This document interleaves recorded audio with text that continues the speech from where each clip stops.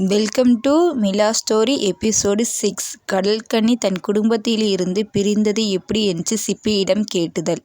ஒளியிடையும் சிப்பியும் கடல்கன்னி தன் குடும்பத்திலிருந்து பிரிந்து இருக்கிற ஏன் என்று காரணத்தை ஒளியிடம் சிப்பியிடம் கடல்கன்னி கேட்கின்றார். கடல்கன்னியிடம், கடலில் ஒரு கொடிய விஷமுடைய பாம்பு ஒன்று உன் சக்தியை அறிந்து கொண்டு உன்னிடமிருந்து சக்தியை பறித்து கொண்டு கடல்கன்னியின் சக்தியை அபகரிக்க ஒரு சிப்பியிடம் உதவி கேட்டு சிப்பியின் கைக்குள் வைத்து கொண்டு பாம்பு தன் சக்தியை அபகரித்து கொண்டது. கடல்கன்னியிடம், கடல்கன்னியின் சக்தியை பாம்பு அபகரித்த பின்பு கடல்கன்னி தன்னை விட்டுவிடு என்று பாம்பிடம் கேட்டபோதும் பாம்பு கடல்கன்னியை விடவில்லை.